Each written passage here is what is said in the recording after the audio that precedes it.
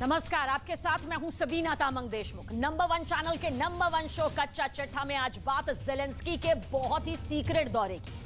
Zelensky America जाने की तैयारी कर रहे हैं और उनका यह दौरा जेलेंस्की का फाइनल एग्जिट कहा जा रहा है। इस बीच पुतिन ने कहा है कि जब तक जेलेंस्की घुटने नहीं टेक देते, महायुद्ध यूं ही जारी रहेगा। यानी 2023 में दुनिया युद्ध देखती रहेगी। लेकिन एक खबर जिसने पूरी दुनिया में तहलका मचा दिया, हड़कंप मचा दिया है, उसकी बात सबसे पहले करेंगे। सवाल है, क्या जेलेंस्की देश छोड़ने वाले हैं? ये रिपोर्ट गौर से देखिए। जेलेंस्की पर पूरी दुनिया की नजरें बनी हुई हैं।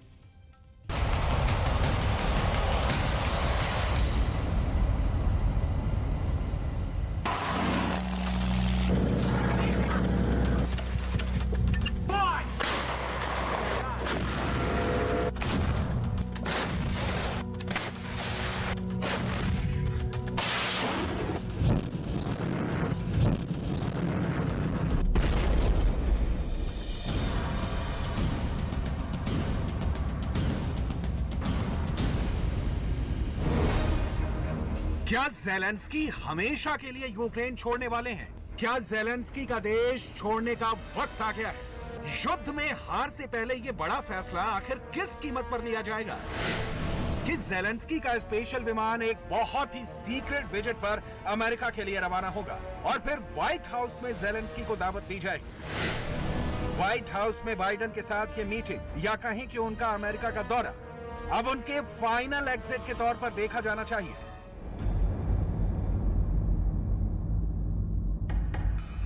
जैसे ही जेलेंस्की को व्हाइट हाउस वाले इनविटेशन की खबर आई, पूरी दुनिया इसी पर चर्चा कर रही है। तो पूरी दुनिया में यही सवाल होने लगे हैं कि आखिर युद्ध के 10 महीने बाद जेलेंस्की अमेरिका का दौरा क्यों करना चाहते हैं? व्हाइट हाउस में जेलेंस्की की एंट्री बहुत मायने रखेगी। इसमें कोई शक नहीं कि बाइडेन और जेलेंस्की की आमने सामने की मुलाकात पर सबसे बड़ी नजर पुतिन की होगी। रूस में तो इसे व्हाइट हाउस का ब्लैक मीटिंग भी कहा जाने लगा है, क्योंकि इस मीटिंग में सबसे बड़ी साजिश रूस के खिलाफ ही होगी।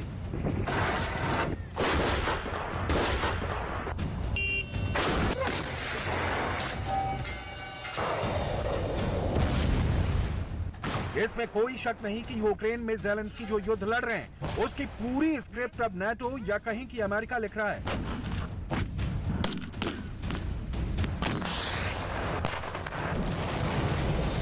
पेंटागन हॉटलाइन पर जेलेंस्की से हर मोर्चे की रिपोर्ट ले रहा है। जेलेंस्की को क्या चाहिए, इसकी पूरी डिमांड भी इसी हॉटलाइन से हो रही है।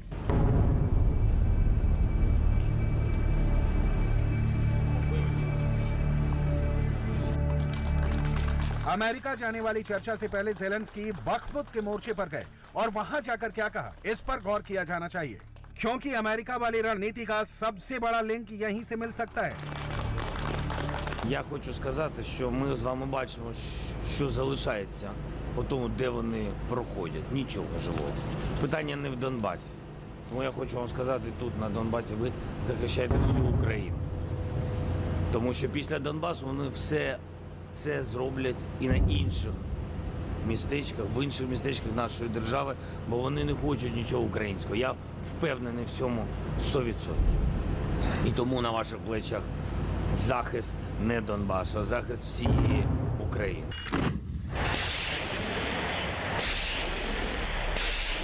बखमुत में बहुत खतरनाक लड़ाई लड़ी गई है। बखमुत कीव के पूर्व में 600 किलोमीटर दूर ऐसा मोर्चा बना है, जो अब रूस और यूक्रेन के बीच सबसे बड़ी टक्कर का गवाह बना है। 10 महीने के युद्ध में खेरसौन हारने वाले पुतिन के लिए बखमुत का मोर्चा बड़ा बदला लेने वाला मौके जैसा है, और ये बात जेलेंस्की बहुत अच्छी तरह से जानते हैं। Честь, хочеться вас підтримати максимально, як тільки можна. Знаєте, що ви надихаєте все наше суспільство. Знаєте, що це не просто Бахмут, символ, це Бахмутська фортеця. Не хочеться, щоб з цієї фортеці залишились російські прапори на їх руїнах. Тож, дякую вам. Будьте міцними, бережіть цю фортецю. आपने बखमुत की लड़ाई में जेलेंस्की की 2 बातें बहुत गौर से देखी। उनकी तीसरी बात को और ध्यान से देखिएगा। उनके शब्दों में व्हाइट हाउस वाले दौरे की स्ट्रेटजी छुपी हुई है। ज़ेलेंस्की अपनी फौज को इस युद्ध का वॉशिंगटन डीसी वाला एजेंडा बता रहे हैं और उनके एक एक शब्द में बाइडेन की ख्वाहिश और उनका रूस के खिलाफ सबसे घातक तैयारी छिपी हुई है। Свою чисельність, наші хлопці більш сміливі і треба посилена зброя. Ми передамо Конгресу, передамо президенту Сполучених Штатів від хлопців.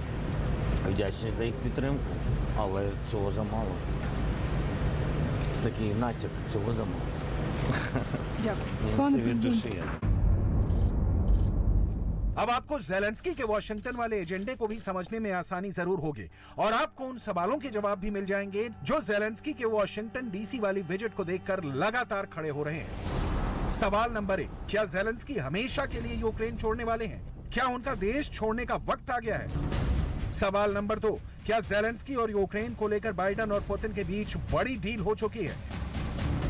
सवाल नंबर 3, क्या इसे ज़ेलेंस्की के फाइनल एग्जिट और युद्ध खत्म होने की तरफ सबसे बड़े कदम के तौर पर देखा जाना चाहिए?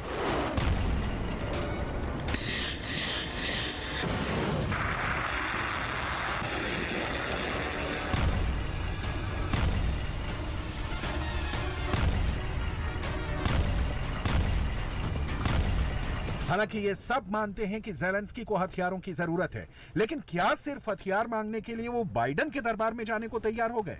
ज़ेलेंस्की को युद्ध लड़ने के लिए फंड भी चाहिए, लेकिन जो काम दूर से हो सकता है उसके लिए ज़ेलेंस्की को हजारों किलोमीटर दूर कीव से वॉशिंगटन डीसी जाने की जरूरत पड़ गई। यही वजह है कि बाइडेन और ज़ेलेंस्की की आमने सामने की मुलाकात पर सबसे बड़ी नजर पुतिन की है।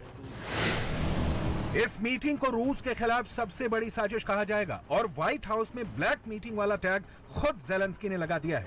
यूक्रेन में जब पुतिन सब कुछ अपनी शर्तों पर कर रहे हैं, वो ना नेटो से डरते हैं, ना ही वो ज़ेलेंस्की को मिलने वाले हथियारों से घबराए हुए हैं। ऐसे में पुतिन के सामने सबसे बड़ा चैलेंज क्या है, वो बहुत गौर से देखिएगा। युद्ध के 300 दिन पूरे होने पर ज़ेलेंस्की के रक्षा मंत्रालय ने यह तस्वीर ट्वीट की है। इसमें रूस का एक तबाह हुआ टैंक है और साथ में लिखा है 3000। यह पुतिन को बेइज्जत करने का ज़ेलेंस्की का तरीका है। मायने साफ है कि ज़ेलेंस्की अब पुतिन को हर टैंक के तबाह होने पर खुल्लम खुल्ला चढ़ा रहे हैं। ऐसे में पुतिन के पास डॉनबास बचाने के क्या ऑप्शन है? क्या पुतिन वाकई डॉनबास को लेकर बेफिक्र हैं या उनकी कॉन्फिडेंस का लेवल बहुत ऊपर पहुंच गया है? Она не раз сталкивалась с испытаниями, отстаивала свой суверенитет. Сегодня Россия вновь брошен такой же вызов. И на передовой специальной военной операции солдаты, офицеры, ополченцы и добровольцы показывают исключительные примеры храбрости. एक बात साफ है कि पुतिन का 1 लाख मौत वाला डर सामने आ गया है। ज़ेलेंस्की चाहे जो भी आंकड़े दे, पुतिन फौजियों की मौत वाला प्रेशर दूर करना चाहते हैं। दरअसल यह पुतिन के लिए 1 लाख वाला डर है जो उन्हें सेना की नई फॉर्मेशन तैनात करने के लिए बार बार सता रहा है। ज़ेलेंस्की बार बार पुतिन के टैंकों की वो वाली तस्वीरें भी दुनिया को दिखाते हैं जिसमें रूस की सेना की धज्जियां उड़ा दी गई। यूक्रेन में कई शहरों में रूस के टैंकों के कब्रिस्तान बन चुके हैं। पुतिन नहीं चाहते कि 2023 में उनके पास हथियारों की कमी हो। हालांकि इस वक्त हथियारों की सप्लाई को लेकर वो बहुत ज्यादा प्रेशर में है। यूक्रेन का दावा है कि रूस के 3000 टैंक तबाह कर दिए गए हैं। बख्तरबंद गाड़ियों की तादाद 6000 तक पहुंच चुकी है। पुतिन की करीब 2000 तोप और बाकी आर्टिलरी खत्म की जा चुकी है। इसके अलावा ज़ेलेंस्की रूस की तरफ से दागी गई करीब 650 क्रूज मिसाइल भी गिरा चुके हैं और ऐसे दावे वो रोज कर रहे हैं। इसमें कोई शक नहीं कि रूस के सामने यूक्रेन की फौज ने बहुत दम दिखाया है, भले ही नेटो की मदद से सही, लेकिन पुतिन की बहुत बड़ी फौज से यूक्रेन की सेना लगातार लड़ रही है। पुतिन ने जरूर यूक्रेन के 4 टुकड़े कर दिए हैं, लेकिन ज़ेलेंस्की की फौज अब भी डटी हुई है। ऐसे में पुतिन के सामने संकट नई फौज तैयार करने का है, यानी नंबर्स किसी भी युद्ध में आंकड़े बहुत मायने रखते हैं। यूक्रेन के रक्षा मंत्रालय का दावा है कि उसने इस युद्ध में अब तक रूस के 1 लाख से ज्यादा सैनिकों को मार दिया है। युद्ध के 10 महीनों के दौरान 1 लाख मौत का मतलब है कि हर महीने पुतिन के 10,000 सैनिक मारे जा रहे हैं। Не нарахують тих свіжомобілізованих, вони просто хвиля за хвилею кидають на наші позиції до взводу від 10 до 30 тих мобілізованих постійно і намагаються таким чином просто десь продавити оборону та захист наших військових. यूक्रेन में जिस तरह की लड़ाई चल रही है उसे देखते हुए इसमें कोई शक नहीं कि जेलेंस्की ने जो कहा उसकी कुछ बातें पुतिन के लिए बड़ा अलर्ट बनकर आई हैं। पुतिन के मौत वाले कुएं को लेकर यूरोप का मीडिया भी बहुत आक्रामक है। जेलेंस्की की कोशिश है कि ऐसे आंकड़े जारी करके वो यूक्रेन की फौज का हौसला बुलंद रखें। पुतिन को डराने के लिए जेलेंस्की भी बड़ी बड़ी बातें करते हैं और उनके सैनिकों ने भी यही चीजें उनसे सीखी हैं। इसलिए रूस को जो भी नुकसान हो रहा है उसमें जेलेंस्की के आंकड़ों पर पूरा भरोसा नहीं किया जा सकता। जेलेंस्की को पुतिन की फोर्स पर हमलों को लेकर रोज रिपोर्ट भेजी जा रही है। पुतिन चाहे इससे इत्तेफाक ना रखें, लेकिन इसमें 50% बात भी अगर सच है तो ये पुतिन की फौज के लिए बड़े झटके की तरह है। इसलिए जेलेंस्की की तरफ से भेजे गए कुछ और आंकड़े देखिए। यूक्रेन का दावा है कि रूस के 400 से ज्यादा मल्टी रॉकेट लॉन्चर तबाह कर दिए गए हैं। 200 से ज्यादा एयर डिफेंस सिस्टम भी खत्म कर दिए गए हैं। 4,500 से ज्यादा मिलिट्री व्हीकल हमलों में तबाह हो चुके हैं। 16 नेवल शिप तबाह कर दिए गए हैं। यूक्रेन रूस के 281 फाइटर जेट भी गिरा चुका है और उसके 260 से ज्यादा हेलीकॉप्टर भी तबाह हो चुके हैं। Тиждень надзвичайно важливий для України. Для того, щоб пройти цю зиму і наступний рік, щоб здобути необхідну підтримку і щоб український прапор нарешті запанував на усіх ділянках нашого з вами кордону України. दिसंबर के बाद पुतिन के सामने नए साल का चैलेंज है और उससे पहले जेलेंस्की की सीक्रेट विजिट ने इस चुनौती को बढ़ा दिया है। व्हाइट हाउस वाली मीटिंग क्या रंग लाएगी? वैसे तो ना ये बाइडेन को मालूम है ना जेलेंस्की को, तो पुतिन इसे कैसे ट्रैक कर पाएंगे? इसलिए दिसंबर के आखिरी दिन बहुत खतरनाक होने जा रहे हैं।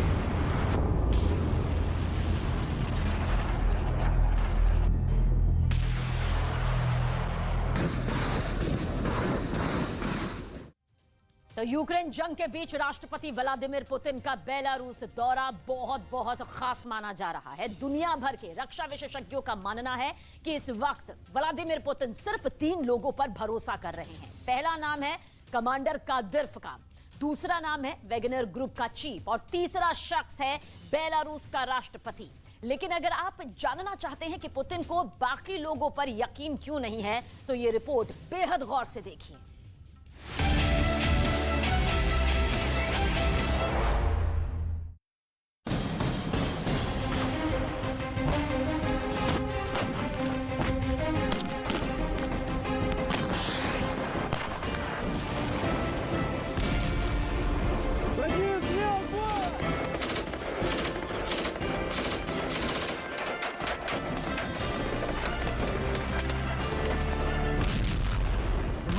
और यूक्रेन के बीच जारी जंग को 300 दिन पूरे हो चुके हैं,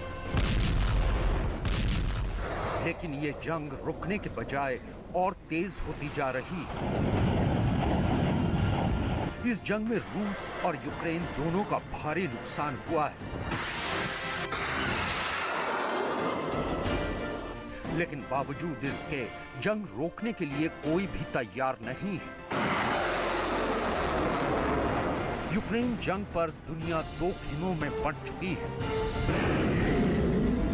और यूक्रेन जंग में रूस का साथ दुनिया के चुनिंदा देश दे रहे हैं और इनमें से एक है बेलारूस।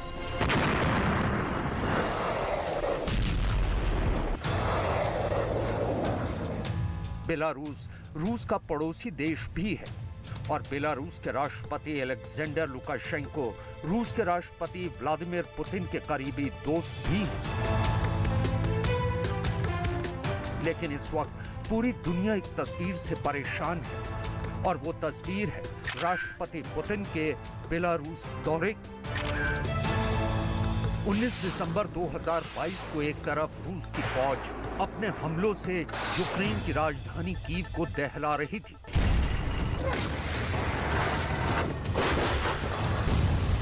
तो दूसरी तरफ रूस के राष्ट्रपति व्लादिमीर पुतिन का हवाई जहाज बेलारूस की राजधानी मिन्स्क में लैंड हुआ।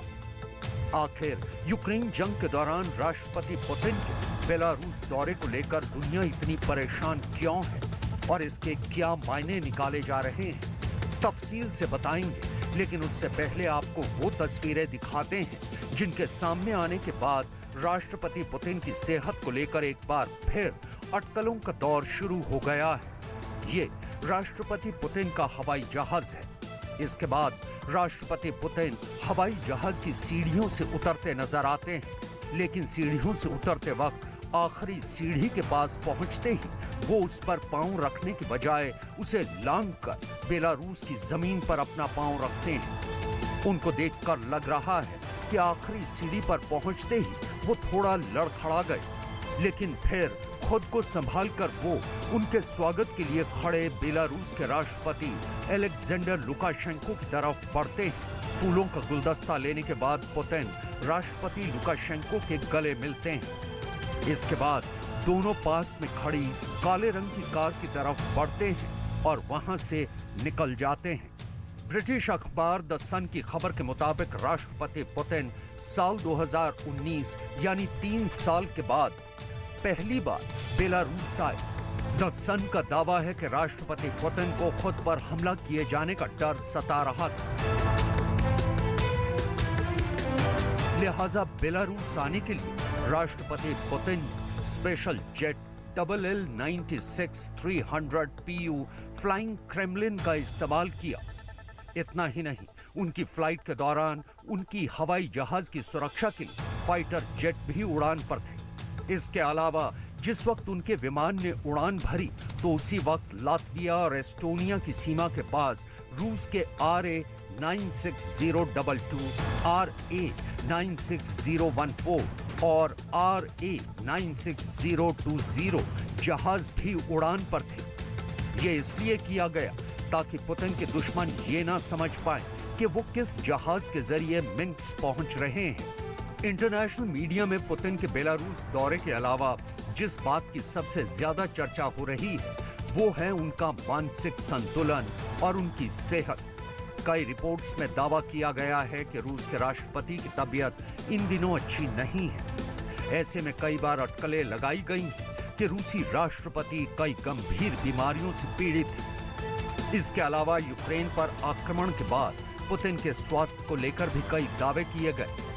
कुछ दिन पहले ही ये दावा किया गया था कि व्लादिमीर पुतिन अपने आधिकारिक आवास की सीढ़ियों से गिर गए थे और गिरने की वजह से उनके कूल्हे पर चोट आई थी। रूस मामलों के राजनीतिक विश्लेषक वालेरी सोलोवी का दावा है कि पुतिन कैंसर, पार्किंसन रोग और स्किज़ोफ्रेक्टिव डिसऑर्डर समेत कई गंभीर बीमारियों से पीड़ित हैं। उनका तो ये भी कहना है कि खराब सेहत के चलते राष्ट्रपति पुतिन यूक्रेन युद्ध को लेकर सही फैसले नहीं कर पा रहे हैं। इसके अलावा इंटरनेशनल मीडिया में हाल ही में आई राष्ट्रपति पुतिन की तस्वीरों के आधार पर ये भी दावे किए गए कि किसी लाइलाज बीमारी की वजह से उनके चेहरे पर सूजन आई थी। इतना ही नहीं, कई मौकों पर उनके हाथ भी कांपते दिखाई दिए। अक्टूबर 2022 में मॉस्को के रेड स्क्वायर में एक परेड के दौरान यूक्रेन के 4 इलाकों को रूस में शामिल करने का ऐलान करते वक्त पुतिन को दर्द में देखा गया था। ये तो रही राष्ट्रपति पुतिन की सेहत को लेकर चल रही अटकलों की बात। अब आपको बताते हैं कि 3 साल बाद अचानक राष्ट्रपति पुतिन के बेलारूस जाने के पीछे की वजह आखिर है क्या। दरअसल इंटरनेशनल मीडिया में इस बात पर चर्चा हो रही है कि राष्ट्रपति पुतिन यूक्रेन जंग को लेकर ही बेलारूस गए हैं और उनके बेलारूस जाने का मकसद राष्ट्रपति लुकाशेंको पर जंग में बेलारूस को शामिल करने के लिए दबाव बनाने का है। ऐसा माना जा रहा है कि बेलारूस के पास सोवियत युग के हथियारों का भंडार है जो रूस के लिए यूक्रेन युद्ध में काम आ सकते हैं। इसके अलावा अगर बेलारूस यूक्रेन जंग में शामिल हो गया तो रूस को यूक्रेन के खिलाफ एक नया मोर्चा खोलने का मौका भी मिल जाएगा। अपने बेलारूस दौरे पर राष्ट्रपति पुतिन ने कहा कि उनका मकसद रूस और बेलारूस की सीमावर्ती इलाके पर एक सिंगल डिफेंस स्पेस बनाने का है। फिलहाल रूस की फौज बेलारूस में उसकी सेना के साथ एक बड़ा युद्धाभ्यास भी कर रही है। В ходе сегодняшних переговоров подробно обсудили вопросы формирования единого оборонного пространства и обеспечения безопасности союзного государства. Считаю возможным продолжить и реализацию предложений президента Белоруссии по подготовке экипажей боевых самолетов армии Белоруссии, которые уже переоборудованы для возможного применения боеприпасов воздушного базирования со специальной боевой частью. आइए अब आपको बेलारूस से आई एक और तस्वीर भी दिखाते हैं। बेलारूस की राजधानी के पैलेस ऑफ इंडिपेंडेंस के हॉल में लंगड़ा कर चलते ये रूस के रक्षा मंत्री सरगेई शोइगु हैं और इस दौरान उनका दायां हाथ उनकी पैंट की जेब में है। रूस के रक्षा मंत्री सरगेई शोइगु भी 3 साल बाद राष्ट्रपति पुतिन के साथ बेलारूस दौरे पर नजर आए। दरअसल सरगेई शोइगु की सेहत को लेकर भी कई अटकलें लगाई जा रही हैं। अप्रैल 2022 में इंटरनेशनल मीडिया में यह खबर आई थी कि सरगेई शोइगु को दिल का दौरा पड़ा है, लेकिन रूस के विदेश मंत्रालय ने इस खबर को सिरे से नकार दिया था। ब्रिटिश रक्षा मंत्रालय का दावा है कि यूक्रेन जंग में कई मोर्चों पर रूस की फौज को शिकस्त मिलने के बाद राष्ट्रपति पुतिन ने रक्षा मंत्री सरगेई शोइगु को दरकिनार कर दिया है। इतना ही नहीं, ब्रिटिश रक्षा मंत्रालय का तो यह भी दावा है कि अब सरगेई शोइगु यूक्रेन जंग पर राष्ट्रपति पुतिन को सीधी ब्रीफिंग नहीं दे रहे हैं और उनकी जगह जंग की कमान संभाल रहे कमांडर राष्ट्रपति पुतिन को सीधे रिपोर्ट कर रहे हैं। सरगेई शोइगु के विरोधियों का तो ये भी कहना है कि चूंकि वो लंबे वक्त तक कंस्ट्रक्शन विभाग से जुड़े रहे हैं, लिहाजा उनके पास जंग लड़ने का अनुभव नहीं है।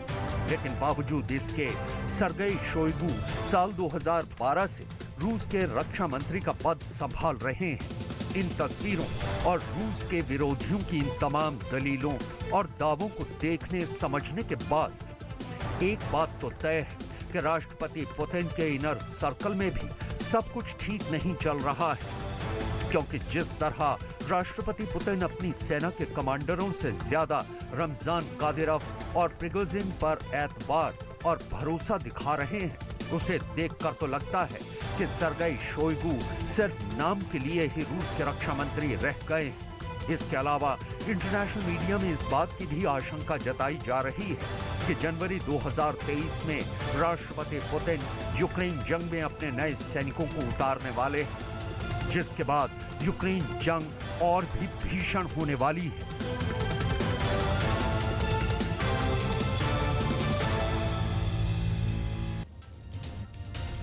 और एक बार फिर चीन पूरी दुनिया के लिए परेशानी का बायस बन गया है। 3 साल पहले चीन पर कोरोना वायरस को बनाने और पूरी दुनिया में फैलाने का आरोप लगा।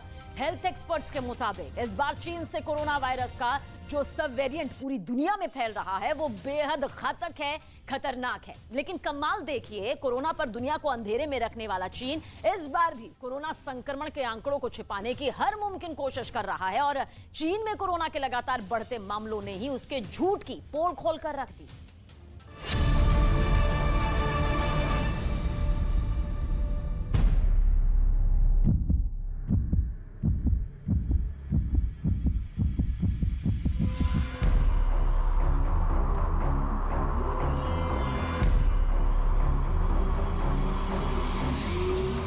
चीन में फिर बढ़ा कोरोना का कहर।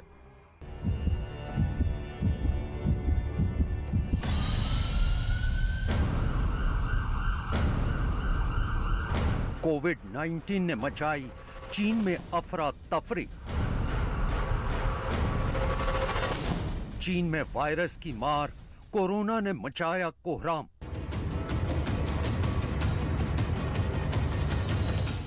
चीन में कोरोना आउट ऑफ कंट्रोल।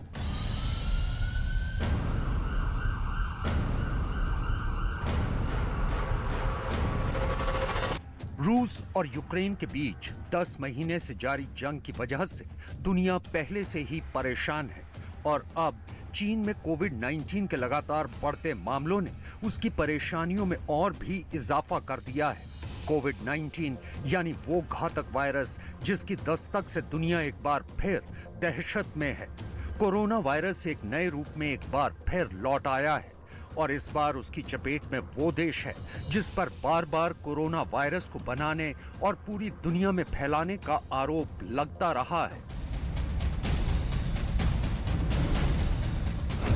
चीन में जीरो कोविड पॉलिसी लागू करते ही इस बार कोरोना वायरस के नए वेरिएंट की ऐसी भयानक लहर आई है जिसने पूरे देश ही नहीं बल्कि पूरी दुनिया में हड़कंप मचा दिया है। नए केस इतनी तेजी से बढ़ रहे हैं कि चीन का हेल्थ सिस्टम ठप पड़ चुका है अस्पतालों में बेड फुल है, मुर्दा घरों में शवों का ढेर लगा है, तो हालात इतने खराब हैं कि अंतिम संस्कार के लिए भी 24 घंटे से ज्यादा का इंतजार करना पड़ रहा है।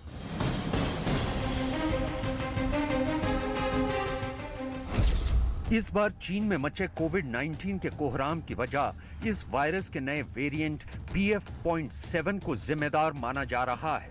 हेल्थ एक्सपर्ट्स का कहना है कि ये वेरिएंट इतनी तेजी से फैल रहा है कि इसकी वजह से चीन में संक्रमित लोगों की तादाद का आंकड़ा 80 करोड़ तक पहुंच सकता है और अगले 3 महीनों यानी मार्च 2023 तक 5 से 20 लाख लोगों की मौत भी हो सकती है। स्वास्थ्य विशेषज्ञों के मुताबिक कोरोना की नई लहर का पीक 22 जनवरी तक चल सकता है और इसके बाद हालात सामान्य होने शुरू होंगे। हमेशा की तरह इस बार भी चीन पर कोरोना के नए वेरिएंट BF.7 के आंकड़ों को छिपाने का आरोप लगा, लेकिन दुनिया के सामने चीन के कोरोना मरीजों की जो तादाद आई है वो डराने वाली है। एक आंकड़े के मुताबिक दिसंबर महीने में ही चीन में कोरोना का कहर साफ दिखाई दे रहा है। 1 दिसंबर 2022 को चीन में कोरोना के कुल 3,23,686 केस थे। यह आंकड़ा 6 दिसंबर को 3,45,529 पर पहुंच गया, जबकि 10 दिसंबर को यह आंकड़ा 3,60,734 हो गया। 15 दिसंबर को चीन में कोरोना के कुल मरीजों की संख्या 3,71,918 हो गई, तो 20 दिसंबर को यह आंकड़ा 3,83,175 तक पहुंच गया।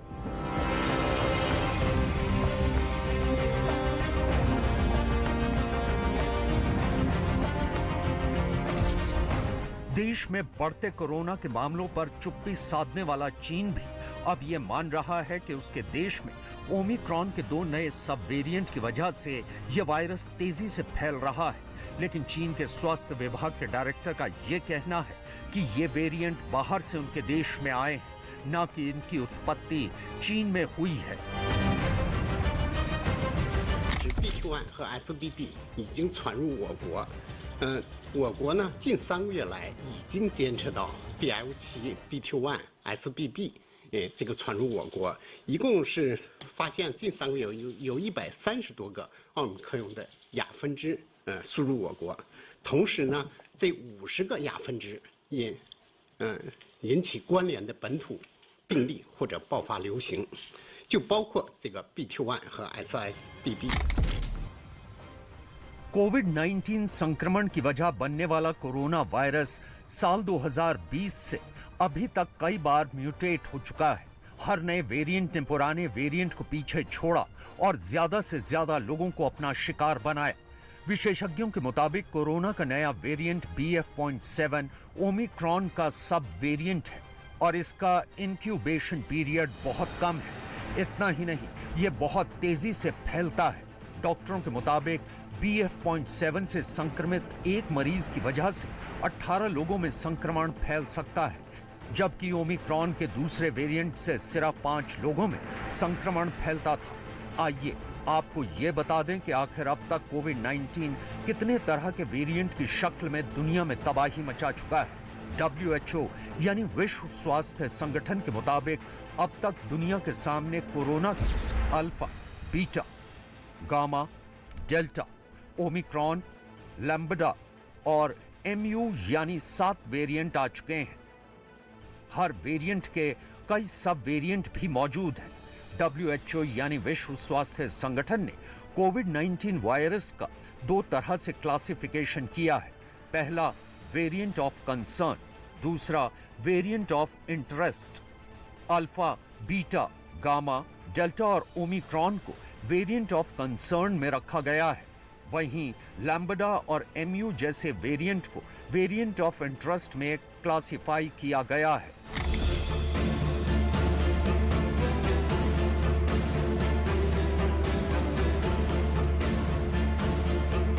विश्व स्वास्थ्य संगठन के मुताबिक चीन में अब तक 1 करोड़ से ज्यादा मामले सामने आ चुके हैं। वहीं इस वायरस की वजह से 31,378 लोगों की मौत हो चुकी है। चीन के अलावा दुनिया के कई देशों में भी BF.7 फैलना शुरू हो गया है। वैश्विक स्तर पर देखें तो पिछले 7 दिनों में ही कोरोना के 35 लाख से ज्यादा मामले सामने आए हैं और 10,307 लोगों की मौत हुई है। WHO के मुताबिक चीन में हर रोज 15 से 20 हजार लोग संक्रमित हो रहे हैं और 60 से 70 लोगों की मौत हो रही है।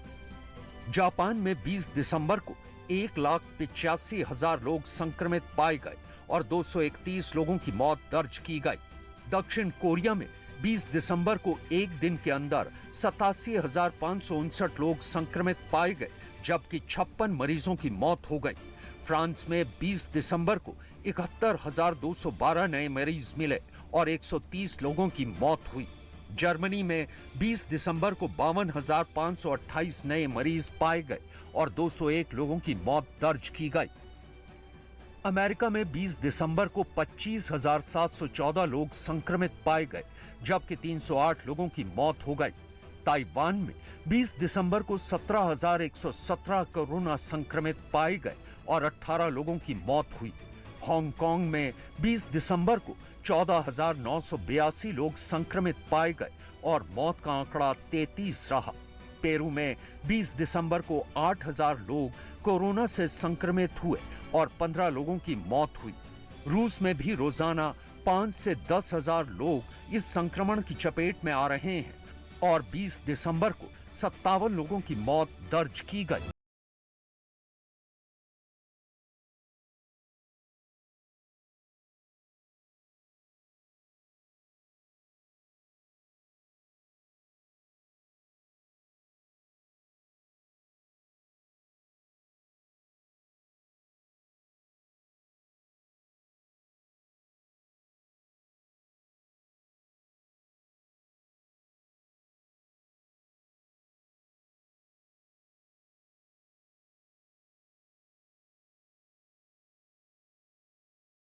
हमें केयरफुल रहना है और उस केयरफुलनेस में सबसे महत्वपूर्ण जो बात आती है as a strategy, systematic strategy, वो आती है जो हमारा सर्वेलेंस सिस्टम है।